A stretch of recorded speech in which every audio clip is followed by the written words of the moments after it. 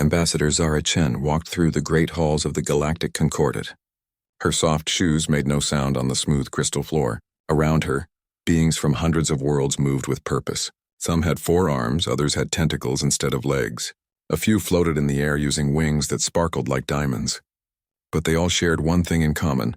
They thought they knew everything about humans. The Concordat building reached high into the sky of Nexus Prime. Through the tall windows, Zara could see ships from across the galaxy landing and taking off.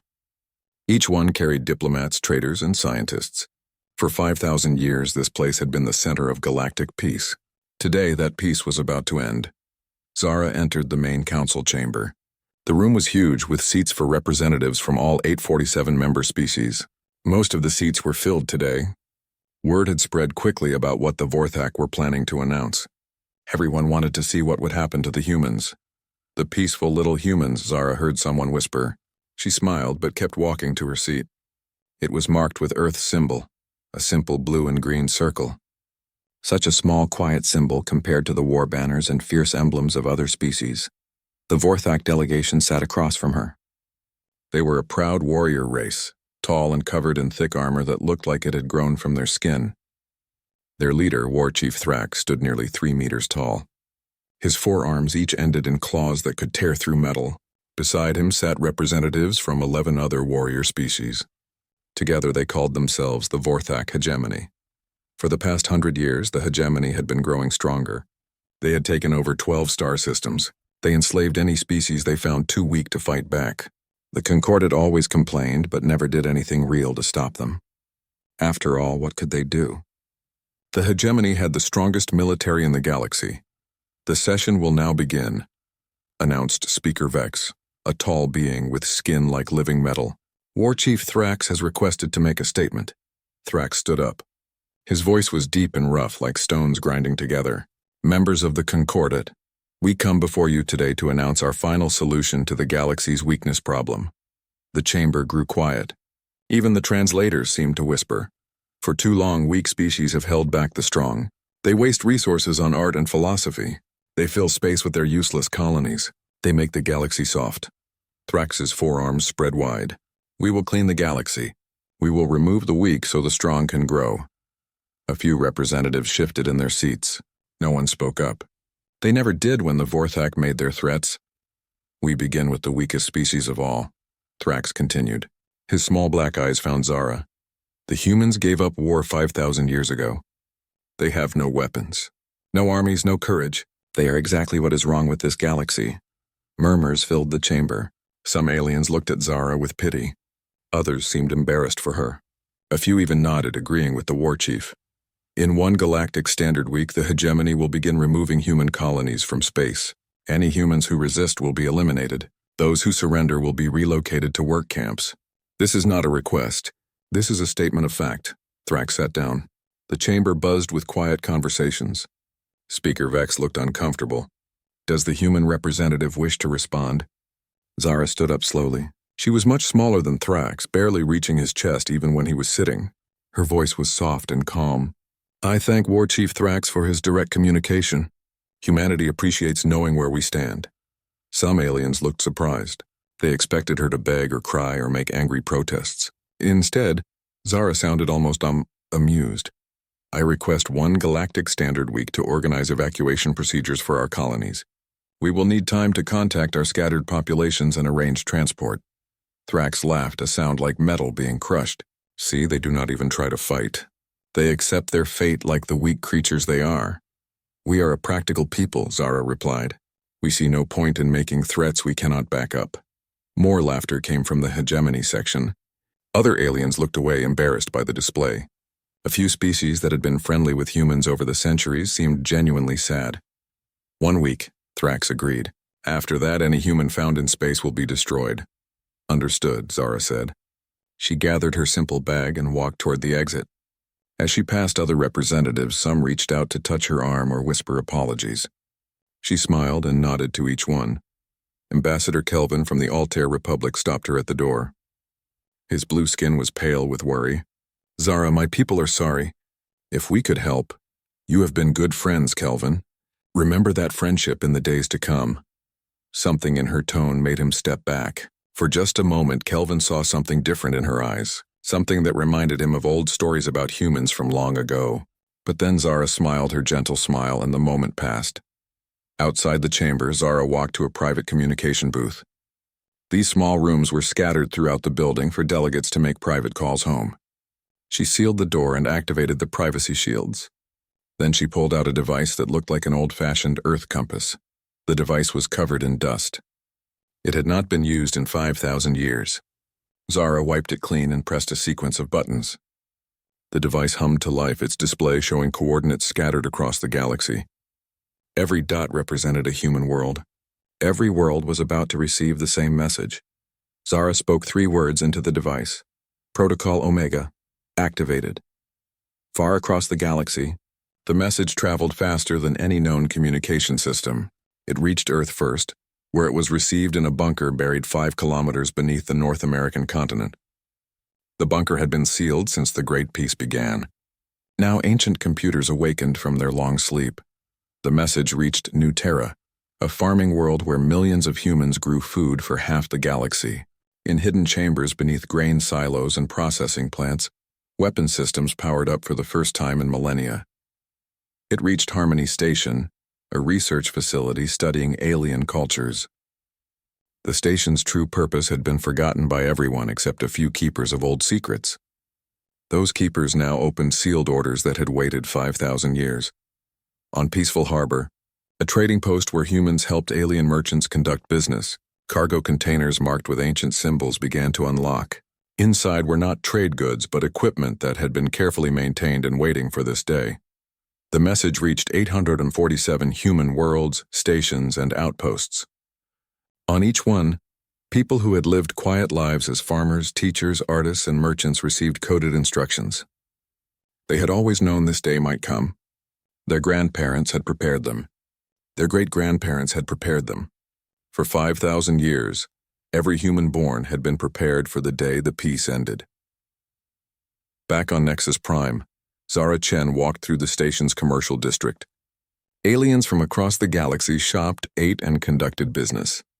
Many had heard about the Vorthak announcement. The mood was somber. She stopped at a small restaurant run by a Zilonian family. The owner, Grix, had 3 eyes and skin like smooth green leather. His family had been friends with humans for over a century. Ambassador Chen, Grix said sadly, I heard what happened in the chamber. This is a dark day. Perhaps, Zara said, but darkness often comes before dawn. She ordered a simple meal and sat by herself in a corner booth. While she ate, she watched the news feeds on the restaurant's screens. The announcement was the top story on every channel.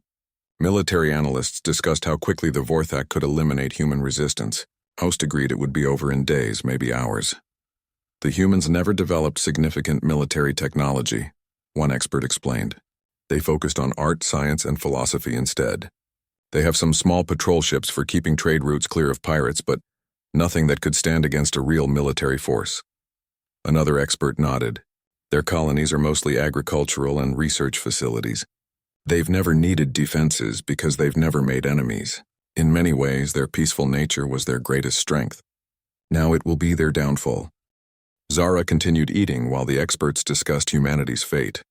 None of them mentioned the human colonies at strategic hyperspace junctions. None of them talked about the research stations positioned near every major alien military base. None of them wondered why humans had spread so widely across the galaxy when they only numbered a few billion people. After finishing her meal, Zara paid the bill and left a generous tip. Thank you for your friendship over the years, Grix. Remember it fondly. We will, Grix promised, and we will tell our children about the kind humans we knew. Zara left the restaurant and made her way to the human embassy. It was a small building compared to the grand structures maintained by military powers like the Vorthak. But it was positioned perfectly to monitor all traffic in and out of the station. Inside, her staff was already packing. 23 humans worked at the embassy, handling trade disputes, cultural exchanges, and diplomatic business. Or at least that was what their job description said. Ambassador, called Deputy Marcus Webb, a young man who managed cultural affairs. We've received acknowledgments from all stations. Implementation begins in 72 hours. Good, Zara replied. Has the evacuation story been released? Yes, ma'am. All news networks are reporting that humans are beginning emergency evacuations from outer rim colonies. Ships are being organized to carry refugees to safer systems. Zara nodded. In reality, those ships were moving into attack positions. The refugees were soldiers who had spent their entire lives pretending to be farmers and merchants. The evacuation was the largest military mobilization in galactic history. What about the reaction from other species? Mostly sympathy, Webb reported. Several governments have offered to accept human refugees. The Altair Republic has pledged funds for resettlement. The Crystal Collective is donating ships for transport. Kind of them, Zara said. Send official thanks. Tell them humanity will remember their friendship. That night, Zara stood on her embassy balcony looking out at the stars. Nexus Prime never truly got dark. Ships arrived and departed at all hours, their lights streaking across the sky. Somewhere out there, the Vorthak were preparing their fleets for an easy victory. They had no idea what was coming. 5,000 years ago, humanity had been very different. They were explorers and warriors who spread across their home system like a virus. They fought wars that turned entire planets into glass. They built weapons that could crack moons and ships that moved faster than light itself. Then they met other species and learned they were not alone in the universe. For a brief time, they tried to build an empire like so many others had done. But something happened that changed everything. Humanity learned the true cost of war. It was not the death that changed them. They had seen plenty of death. It was not the destruction. They were experts at destruction. What changed them was meeting species that were genuinely peaceful, who had never known war, who looked at human weapons with horror and sadness. Those species showed humans what they had become, mirror beings who reflected back humanity's true face. And humanity did not like what they saw. So they made a choice. They decided to become better than they were. They sealed their weapons and swore an oath of peace. They turned their war fleets into exploration ships and their soldiers into farmers and teachers. But they were not fools. Peace through strength became humanity's secret motto. They would be peaceful, but they would never be helpless. They spread across the galaxy not as conquerors but as gardeners, planting seeds of human presence on 1,000 worlds. They made friends with every species they met, learned their languages, studied their cultures, and they watched. They listened. They prepared. For 5,000 years, they had been the galaxy's friends. They helped solve disputes between species. They shared technology that improved everyone's lives. They asked for nothing except the right to live in peace. Now someone was threatening that peace. Zara went back inside and sealed the embassy. Tomorrow, she would make her official goodbyes and leave on a transport ship with the last of her staff. Everyone would think the humans were running away in fear. They had no idea the humans were going home to war. Deep beneath the Earth's surface, in chambers that had not seen light for 5,000 years, ancient machines began to wake up. The stone walls were thick enough to stop nuclear bombs. The metal doors had seals that could last 10,000 years. Everything had waited in perfect silence until 3 words traveled from a distant star. Protocol Omega, activated. Dr. Marcus Webb stood in what most people knew as the Historical Preservation Society on Mars. Above ground, it looked like a simple museum where school children came to learn about humanity's past. The exhibit showed old weapons marked with signs that read, "Primitive tools of our barbaric past," and examples of human violence before Enlightenment. But Marcus was not really a museum curator. He pressed his hand against a wall panel that looked like decorative stone. The wall recognized his genetic signature and slid open silently. Behind it lay corridors that stretched deep into the Martian rock. "Computer, activate all systems," Marcus said as he walked down the corridor.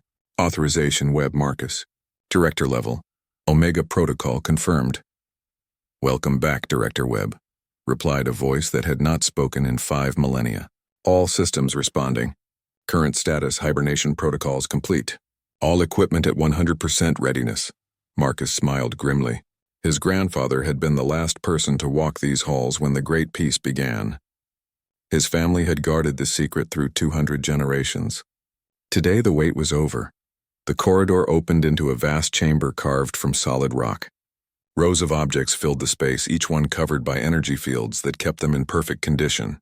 To a child visiting the museum above, they would look like ancient human artifacts. In reality, they were weapons and equipment that could challenge the laws of physics. Marcus walked to a control panel and began entering codes. Around the chamber, the energy fields flickered and died. 5,000 years of dust should have covered everything, but the preservation fields had kept each item as clean as the day it was stored. In the first row sat personal armor that looked like simple black cloth. When activated, it could stop bullets from hitting the wearer and make them invisible to most sensors.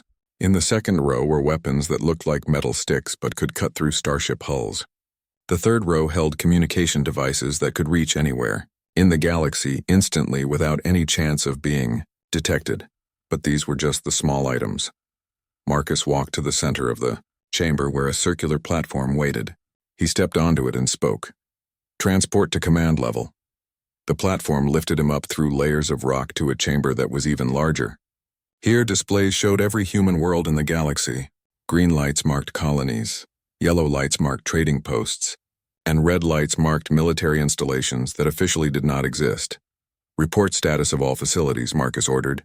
"Facility Alpha 7 on New Terra. Active. Fusion reactors online. Defensive systems powered. Estimated time to full combat readiness 6 hours. Facility Beta 12 on Harmony Station. Active. Shipyard operational. Fleet assets powering up. Estimated time to deployment 4 hours. Facility Gamma 1 on Peaceful Harbor active. Arsenal inventory complete. Strike teams assembling. Estimated time to mission ready 2 hours. The reports continued for 20 minutes. Every human world had hidden facilities like this one. Every human colony had weapons and soldiers that the galaxy had never suspected existed. For 5,000 years, humanity had been preparing for the day someone threatened their peace.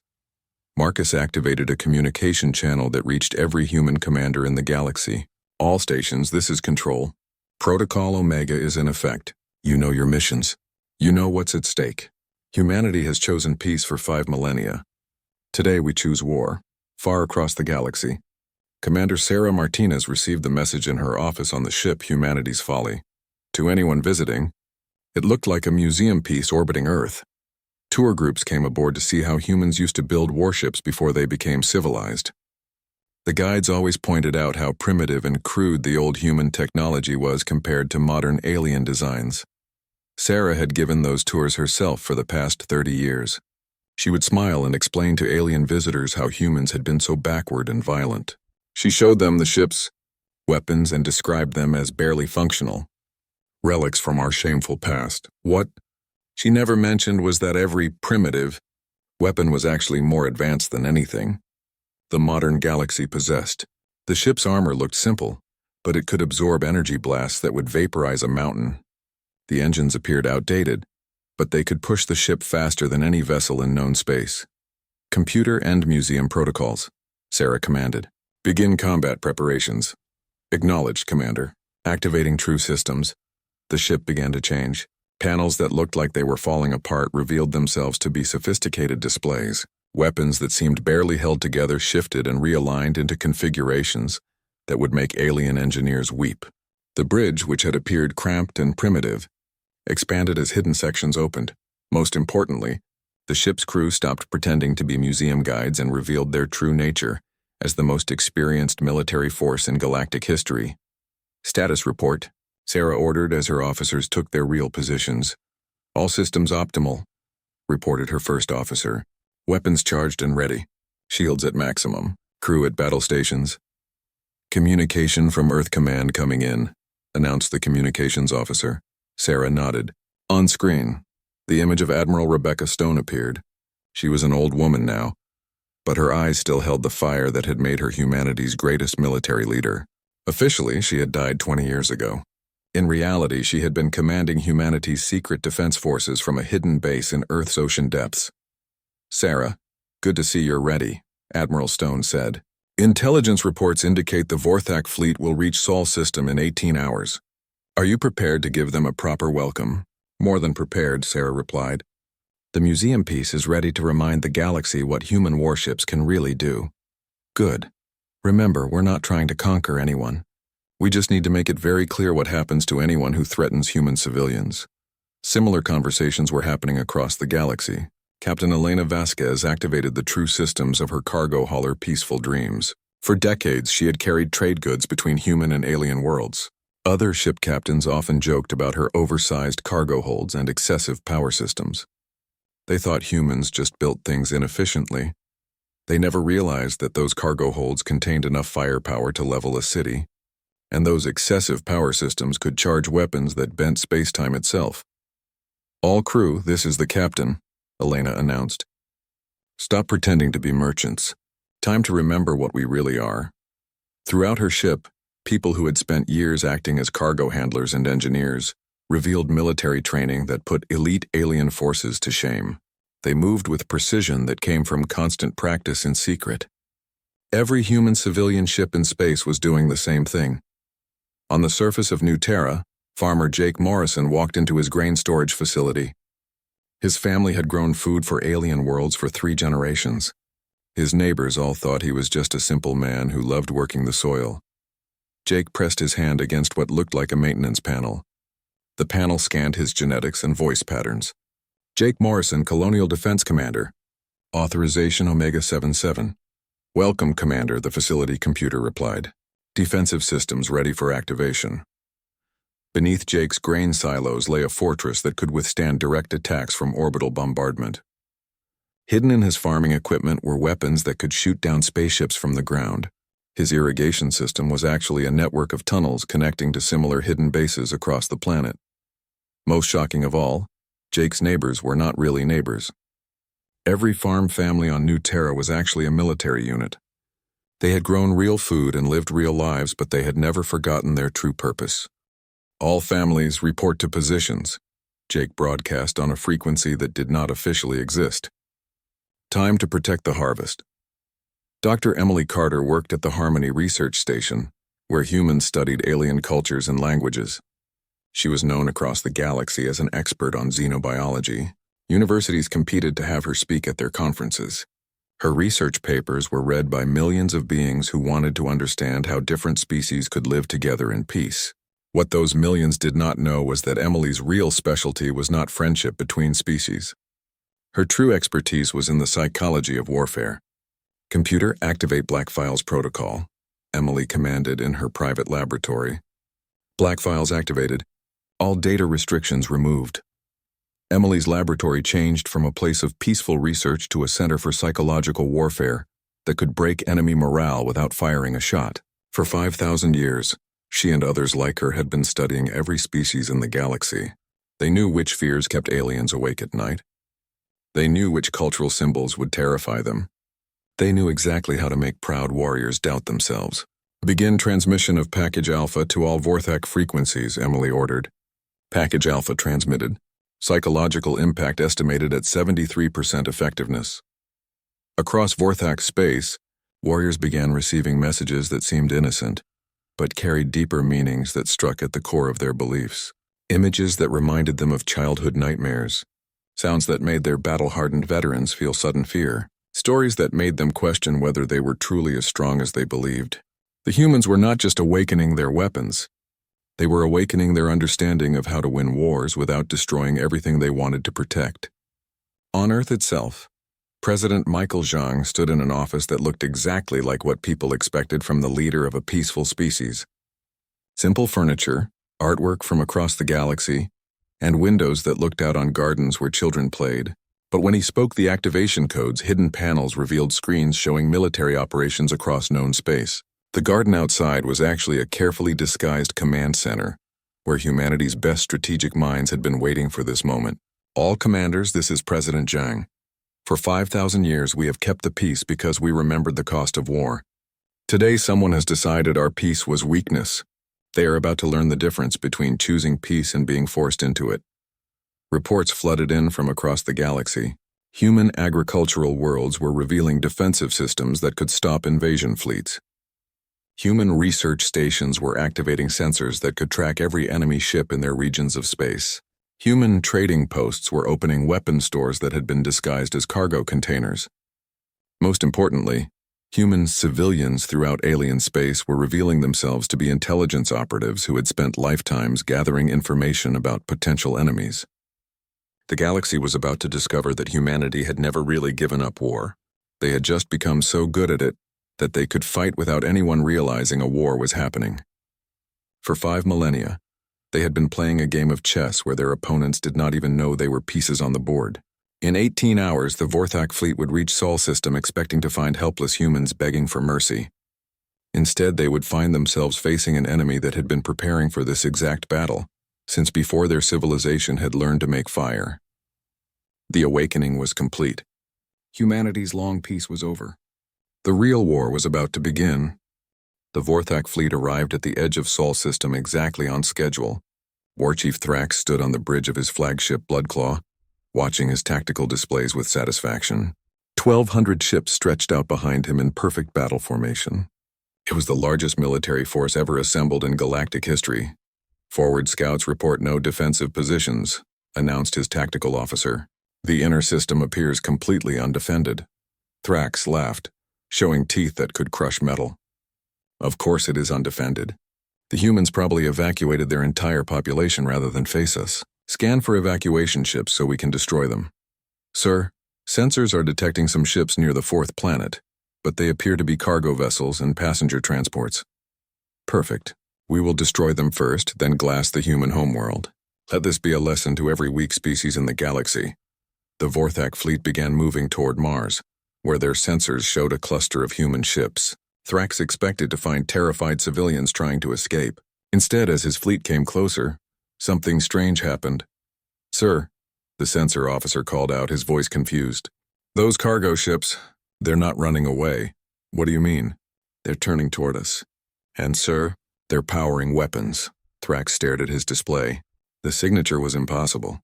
No cargo ship could carry weapons that showed energy readings like that. "Check your sensors. They must be malfunctioning." "Sensors confirmed working perfectly, sir. But these readings, they don't match any known technology." On the bridge of the Humanity's Folly, Commander Sarah Martinez watched the approaching Vorthak fleet with calm eyes. Her ship had been pretending to be a defenseless museum piece for 30 years. Today it would remind the galaxy what human engineering could really accomplish. "Range to target?" she asked. 2 million kilometers and closing, her weapons officer reported. "Still outside their maximum weapons range?" Sarah asked. "Yes, ma'am. Their most powerful ship-to-ship weapons are effective at 1 million kilometers maximum." Sarah smiled. The Vorthak had no idea that human weapons could reach targets at ranges they considered impossible. "Target the flagship. All weapons, maximum power. Ma'am, at this range. Trust the targeting computer, Lieutenant. It knows what it's doing." Light erupted from the Humanity's Folly. To the Vorthak, it looked like the humans were wasting energy firing at impossible range. They laughed at the desperate attack. Their laughter stopped when their flagship's shields began failing. "What?" Thrax roared. "How are they hitting us?" "We're too far away." The answer came as more human ships revealed their true nature. The cargo hauler Peaceful Dreams dropped its disguise, revealing weapons that made the Bloodclaw look like a children's toy. A passenger liner called Safe Journey opened hidden bays filled with fighter craft that moved faster than Vorthak sensors could track. "Impossible," Thrax whispered. "Humans don't have military technology." His tactical officer's voice shook. "Sir, I'm reading more ships approaching from all directions." They were hiding behind planets and moons. The Sol defense fleet revealed itself. What had appeared to be empty space suddenly filled with human warships that had been invisible to alien sensors. Ships that looked like nothing the Vorthak had ever seen before, covered in weapons that bent light itself. Captain Elena Vasquez commanded the Unconquered Sun, a ship that had been disguised as a simple transport for 40 years. Now it showed its true form as a dreadnought that could crack planets. Her crew worked with the precision of a machine, each person knowing exactly what to do without being told. "Target enemy formation, Charlie," Elena ordered. "Show them what happens when you threaten human children." The Unconquered Sun opened fire. Its main weapon created a beam of energy that passed through the Vorthak flagship's shields like they were made of paper. The massive alien ship exploded in a ball of fire that could be seen from Mars. Warchief Thrax found himself floating in an escape pod, watching his invincible fleet being torn apart by enemies that should not exist. Around him, Vorthak ships exploded faster than his remaining crews could count. The humans were not just winning, they were teaching lessons. Each human ship demonstrated different aspects of warfare the Vorthak had never imagined. Some used weapons that attacked the enemy's minds, making veteran warriors suddenly afraid to fight. Others employed technology that turned the Vorthak's own weapons against them, causing alien ships to destroy themselves. Still others simply vanished from sensors and reappeared behind enemy lines like hunting ghosts. "This is impossible," Thrax transmitted to his remaining ships. "Humans are peaceful." "They gave up warfare 5,000 years ago." The reply came from Commander Sarah Martinez herself. Her voice was calm and pleasant, like she was discussing the weather. "War Chief Thrax, this is Commander Martinez of the Human Defense Corps. You seem confused about human nature. Let me explain." On every Vorthak ship, screens activated showing Sarah's face. Behind her, the bridge of a human warship hummed with quiet efficiency. "We did not give up warfare, War Chief. We became so good at it that we chose to stop. We realized that true strength comes from knowing when not to fight, not from being unable to fight." A Vorthak cruiser tried to ram the humanity's folly and desperation. The human ship simply moved aside, letting the alien vessel pass harmlessly. Then it destroyed the cruiser with a single shot that was almost casual in its precision. For 5,000 years, we have lived peacefully because we could destroy anyone who threatened that peace. You mistook our choice for weakness. That was your first mistake. More Vorthak ships died as human fighters swarmed around them like angry wasps. The alien pilots could not understand how human craft could move so fast or hit so accurately. Your second mistake was thinking we were not prepared for you. We have been watching your species for centuries. We know every ship design, every weapon system, every tactical doctrine. We have been planning for this battle since before your grandparents were born. The remainder of the Vorthak fleet tried to retreat, but found their escape routes blocked by human ships that seemed to appear from nowhere. They were surrounded by an enemy that had been invisible until the moment they chose to reveal themselves. Your third and final mistake was threatening human civilians. We could have forgiven threats against our military. We could have negotiated over territorial disputes. But you declared your intention to eliminate our people. That is something we cannot allow. Admiral Rebecca Stone's voice joined the transmission from Earth. "War Chief Thrax, I am Admiral Stone of the Human Defense Command. You wanted to see what humans are capable of when threatened. Today you have learned." Behind her, displays showed the battle statistics. In less than 2 hours, the most powerful military force in galactic history had been reduced to scattered escape pods and debris. 1,200 Vorthak ships destroyed. Human losses, 0. "This battle is over," Admiral Stone continued. "But this war is not. Your hegemony has 11 other species. They are all receiving the same lesson you just learned. Human fleets are engaging Vorthak forces in 17 different systems right now." On the bridge of the ghost ship Whisper, Commander Alex Morrison watched Vorthak reinforcements arriving too late to save their comrades. His ship had been decommissioned and sold to a Vorthak ally 20 years ago. The alien buyers thought they had purchased scrap metal. They never noticed that the ship's systems had been secretly reactivated by human engineers. They never realized that their scrap metal was actually one of humanity's most advanced stealth vessels. Now it appeared behind their reinforcement fleet like a nightmare made real. "This is the HDCS Whisper," Alex transmitted. "You are surrounded. Your main fleet is destroyed. Your home systems are under attack. You have one chance to surrender." The Vorthak commander's response was predictable. "Never, we are warriors. We do not surrender to weak humans." Alex sighed. "That's unfortunate." The Whisper opened fire with weapons that had been hidden inside the ship's hull. What followed was not a battle but a demonstration. The reinforcement fleet died so quickly that some ships exploded before their crews realized they were under attack. Back in Sol System, War Chief Thrax floated in his escape pod and listened to reports from across Vorthak space. Every military base was under siege. Every fleet was being destroyed. Every world that had supported the hegemony was watching human ships appear in their skies. The humans were not conquering. They were not enslaving. They were simply and efficiently removing every threat to human civilian populations. "How?" Thrax whispered. "How did we not know?" Commander Sarah Martinez answered him directly. "Because we are very good at keeping secrets. For 5,000 years, every human you met was trained from birth to hide our true capabilities.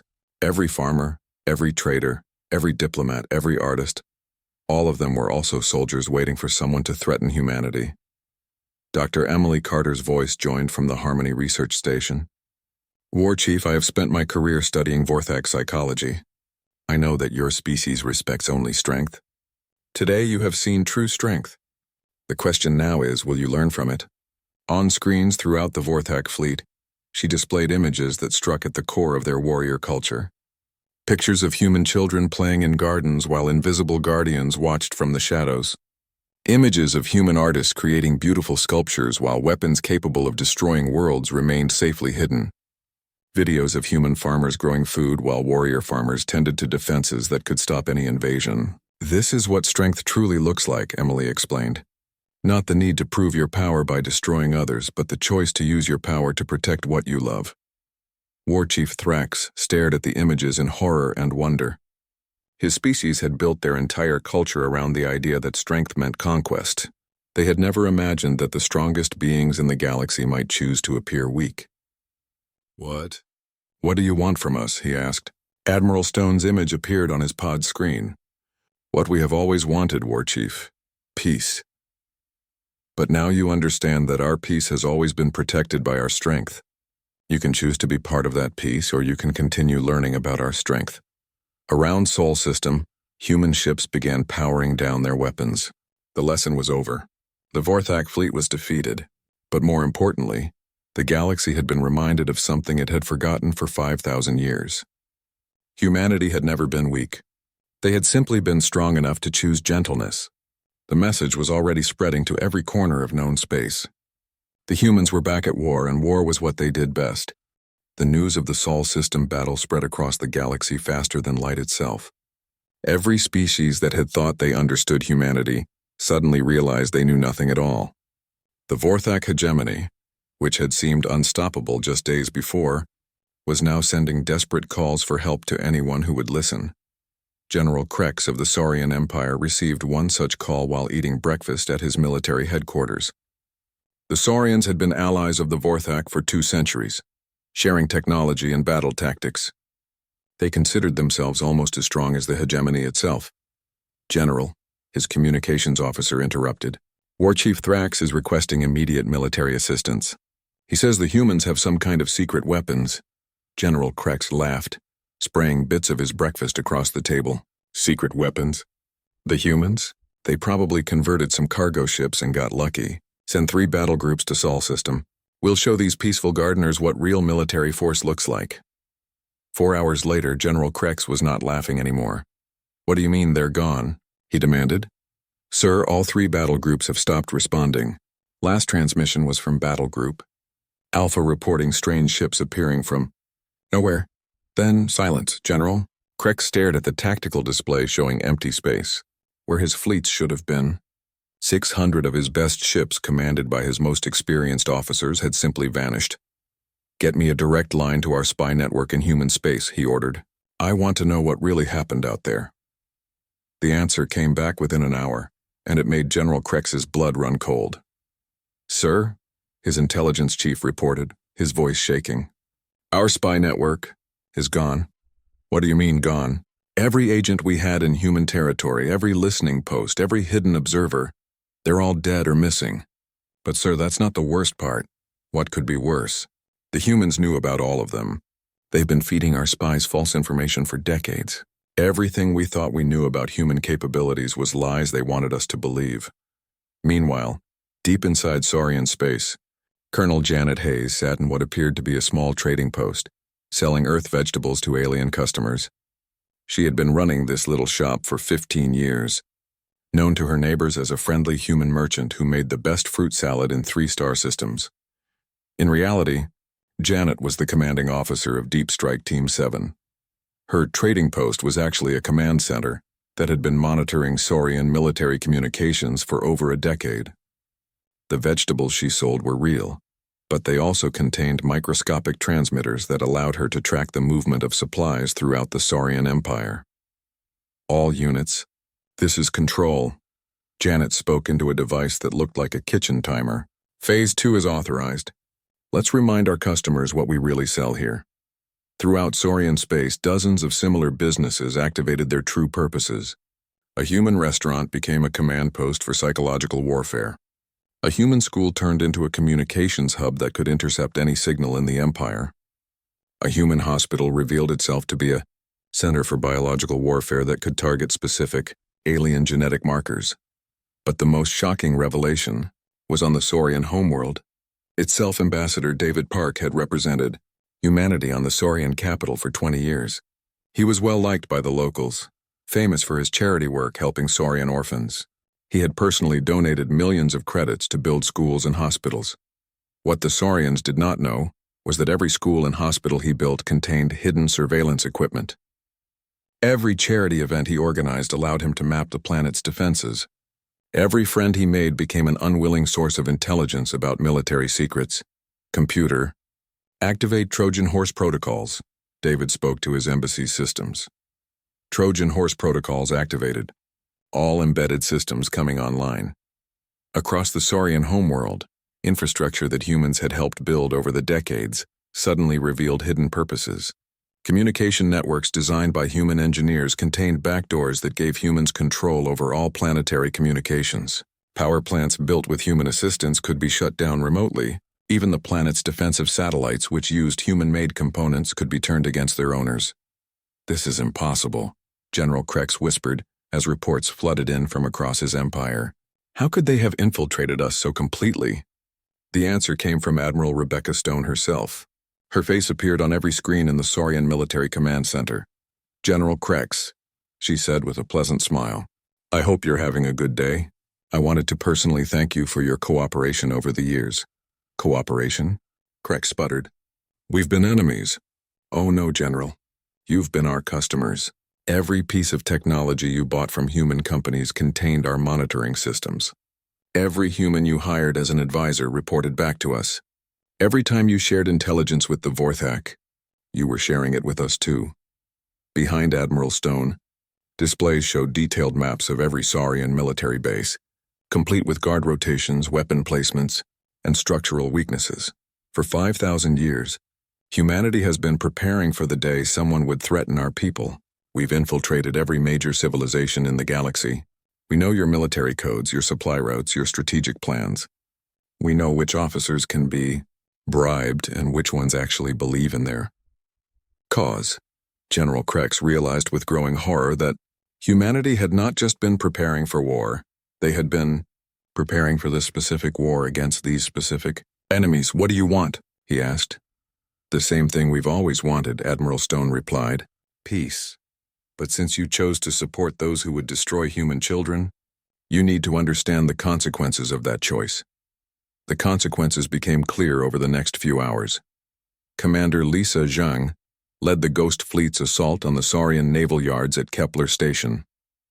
Her ships had been hiding in the system for 2 years, disguised as derelict hulks that the Saurians occasionally used for target practice. Today, those derelict hulks revealed their true nature as some of the most advanced warships ever built. "Remember, people," Lisa announced to her fleet, "we're not here to conquer. We're here to remove a threat to human civilians, disable their military capabilities but avoid unnecessary casualties." The battle that followed was not really a battle at all. It was a surgical operation performed by experts who knew exactly where to cut. Saurian ships found their weapons failing, their communications jammed, their navigation systems reporting false positions. When they tried to retreat, they discovered that their own defense stations were firing on them under human control. Captain Robert Kim watched from the bridge of the Silent Hunter as Saurian reinforcements arrived to defend their homeworld.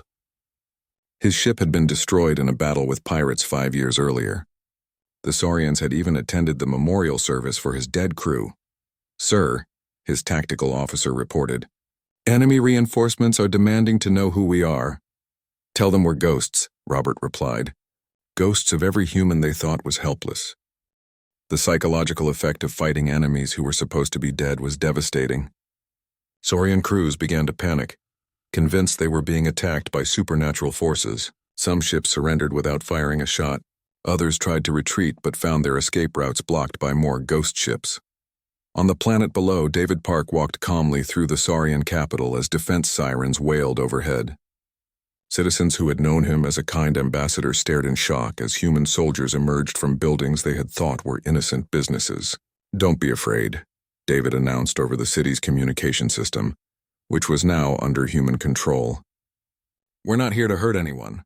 We're here to remove your government's ability to threaten human children." The Saurian Military Command Center, built into a mountain that was supposed to be impregnable, found itself surrounded by human forces that had apparently materialized from thin air.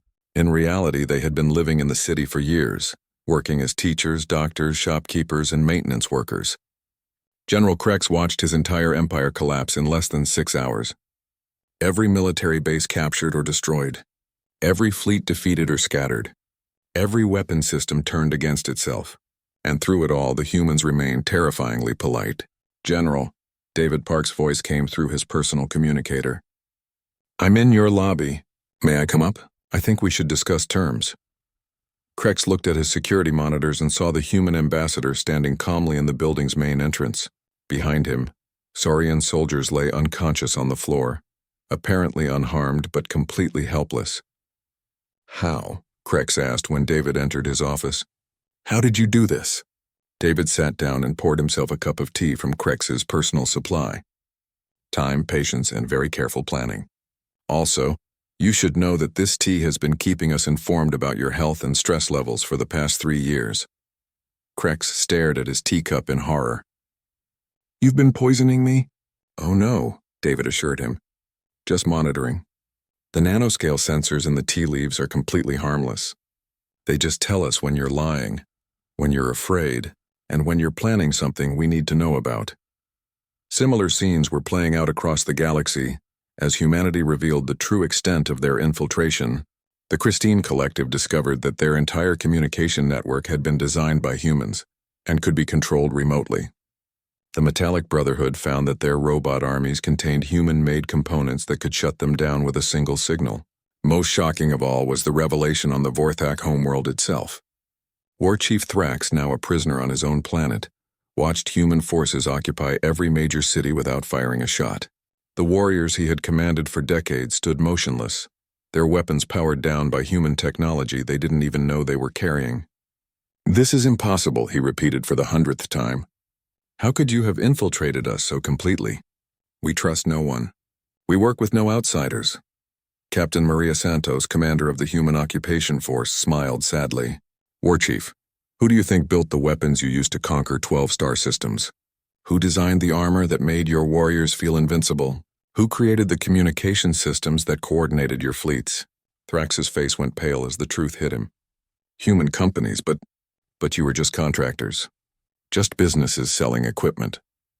Every piece of military hardware the Vorthak hegemony has used in the past century contains human-built components," Maria explained. "Components with hidden functions that we could activate whenever we chose. Your entire military has been under our control since the day you decided to become conquerors." She showed him footage of Vorthak weapons shutting down in the middle of battles, a Vorthak ship suddenly losing power, a Vorthak armor becoming too heavy for its wearers to move. Across the hegemony's territory, 12 species that had thought themselves unstoppable found themselves helpless. "We could have stopped you at any time," Maria continued. "But we hoped you would choose peace on your own. We gave you chances to change, opportunities to become something better than conquerors. You chose to threaten human children instead." The scope of humanity's preparation became clear as reports arrived from across known space. Every major military power in the galaxy had been infiltrated, monitored, and secretly controlled.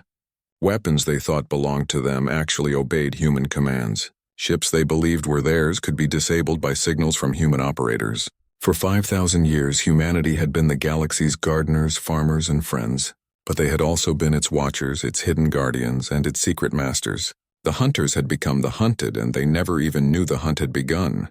War Chief Thrax sat in his cell and finally understood what Ambassador Zara Chen had meant when she chuckled at his declaration of war.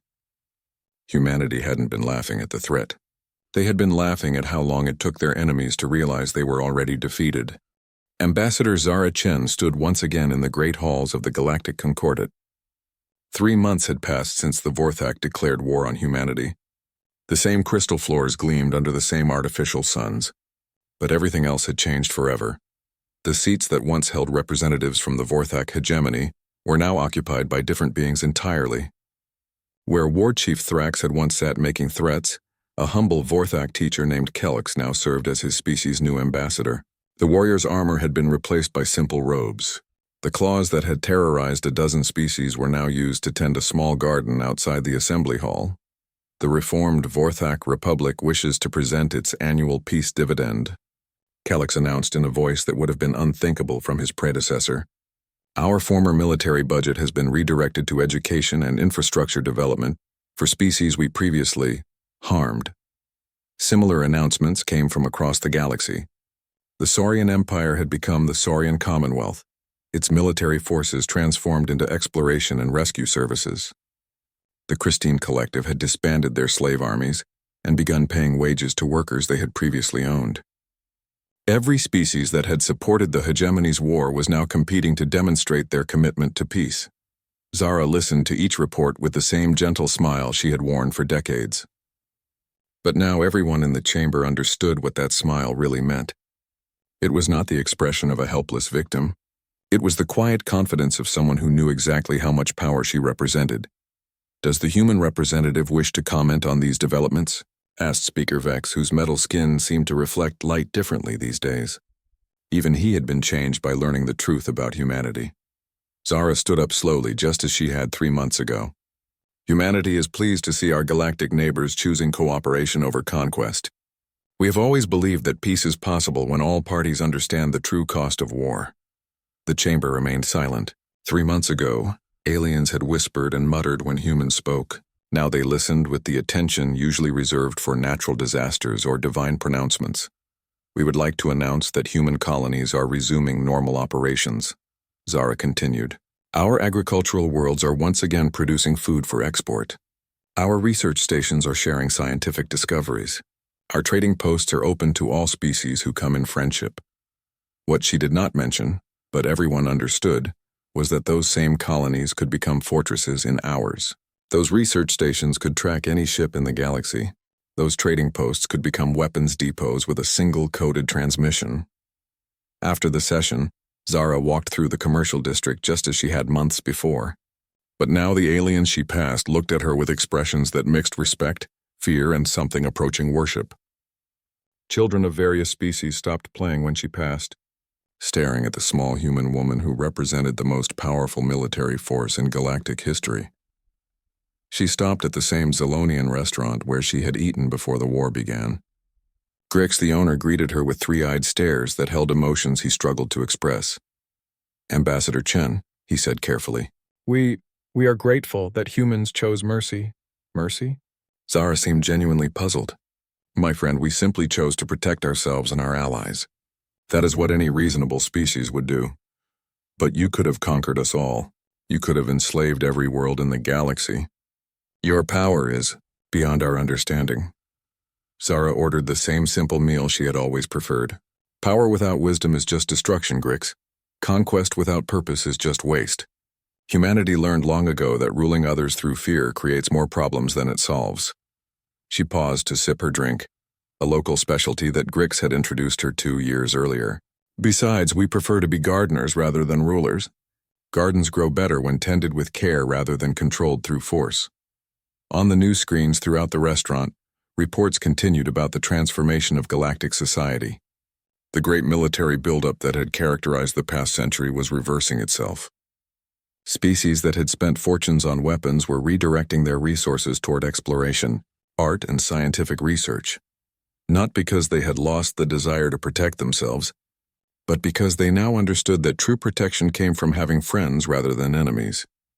War Chief Thrax, now known simply as Thrax the Teacher, appeared on one of the screens. He was leading a group of young Vorthak through a rebuilt city on one of the worlds his forces had previously conquered. The former slaves he had once commanded now worked beside Vorthak citizens as equals, building schools where military bases had once stood. "The humans taught us something we had forgotten," Thrax explained to his students. "Strength is not about who you can defeat. It is about what you can protect and what you can build." One of the young Vorthak asked a question that millions of beings across the galaxy were wondering. "Teacher, why did the humans hide their true power for so long?" Thrax was quiet for a long moment. "Because they understood something we did not. They knew that the strongest person in a room is often the one who never has to prove it." Meanwhile, deep beneath the Earth's surface, Dr. Marcus Webb was returning the weapons of war to their long sleep. The chambers that had been filled with activity for 3 months were growing quiet again. Ancient machines powered down. Weapon systems went back into preservation mode. The museum above resumed its peaceful educational mission. Computer begin hibernation protocols, Marcus commanded. Set monitoring to passive observation level. Acknowledged, Director. All systems returning to standby mode. Estimated time to reactivation if needed, 4 hours, 37 minutes. Marcus smiled at that last detail. Even in peace, humanity remained ready. The galaxy now knew they existed, but they still did not know the true extent of human capabilities. That was exactly how humanity preferred it. On Mars, Commander Sarah Martinez watched her crew transform the humanity's folly back into a convincing museum exhibit. Tourists would begin arriving next week. Aliens who wanted to see the ship that had destroyed the mighty Vorthak fleet. They would walk through corridors that had been filled with weapons fire just months before, listening to guides explain how human military technology had evolved over the centuries. What they would not learn was that the ship's true capabilities remained hidden. The weapon systems that had shattered Thrax's fleet were already concealed again behind false panels and fake displays. Future visitors would see what appeared to be humanity's greatest warship, never realizing they were looking at what humans considered a barely adequate patrol vessel. Captain, her first officer asked quietly, "Do you think we'll ever need to do this again?" Sarah looked out at the stars where human ships were once again moving peacefully along trade routes. "I hope not, Commander. But if we do, at least now the galaxy understands what they're choosing when they choose war with humanity." Captain Elena Vasquez had returned to commanding cargo runs between human and alien worlds. Her ship Peaceful Dreams once again carried trade goods instead of weapons of mass destruction. But her crew remained ready, and her cargo holds could be converted back to weapons bays in less than an hour. The aliens who hired her services treated her with a respect that bordered on reverence. Port authorities who had once barely noticed another human cargo ship now processed her paperwork with careful attention to every detail. Other captains who had once joked about human inefficiency now asked for her advice on everything from navigation to personnel management. Captain Vasquez, a young alien officer, asked during one port call, "Is it true that all human cargo ships are actually warships in disguise?" Elena smiled the same gentle smile that had become humanity's signature expression. "Young officer, that would be telling, wouldn't it?" Dr. Emily Carter continued her research into alien psychology, but now her work was requested by governments rather than hidden in secret laboratories. Species across the galaxy wanted to understand how they could avoid making the same mistakes that had led to the Vorthak War. The key insight, she explained to a gathering of alien diplomats, is that fear and respect are not the same thing. Fear makes enemies who will attack you the moment they think they can win. Respect makes allies who will defend you because they value what you represent. But how did humans earn such respect while appearing weak? Asked a delegate from the former Christine Collective. "We earned respect by being consistently trustworthy," Emily replied. "For 5,000 years, humans have kept our promises, helped our friends, and never attacked unless attacked first. When people trust you, they don't fear your strength, they rely on it." On Earth itself, President Michael Jong addressed a gathering of human colony leaders. The meeting was broadcast live to human worlds across the galaxy, but alien intelligence services no longer bothered trying to intercept the signals. They had learned that humans only hid information that others were not ready to handle responsibly. "The emergency is over," President Zhang announced. "All colonies may resume normal civilian operations. Military units are to return to their cover identities and await further orders." What followed was the largest demobilization in galactic history. Millions of humans who had revealed themselves as soldiers during the crisis quietly returned to their roles as farmers, teachers, artists, and shopkeepers. The galaxy's most powerful military force simply faded back into the civilian population, invisible but ready. "Are we truly returning to the way things were?" asked Governor Lisa Park from the New Terra colony. "No," President Zhang replied honestly. "Things will never be the same. The galaxy knows we exist now, but that might actually be better for everyone. For 5,000 years, we maintained peace through secret strength. Now we can maintain peace through demonstrated strength. The choice is cleaner for everyone involved." Back on Nexus Prime, Ambassador Zara Chen received a visitor in her embassy. War Chief Thrax, now just Thrax, had requested a private meeting. He entered her office looking older and somehow smaller than he had in his armor. Without the artificial enhancements that had made him seem so terrifying. He was simply a being trying to understand how the universe worked. "I have spent 3 months studying human history," Thrax said as he sat down across from her desk. "I still do not understand how your species made the transition from warriors to gardeners." Zara poured tea for both of them, using the same service she had used for diplomatic meetings for 20 years. "It was not easy," she admitted.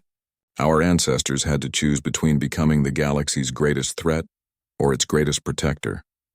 They chose protection, but they never forgot how to be a threat.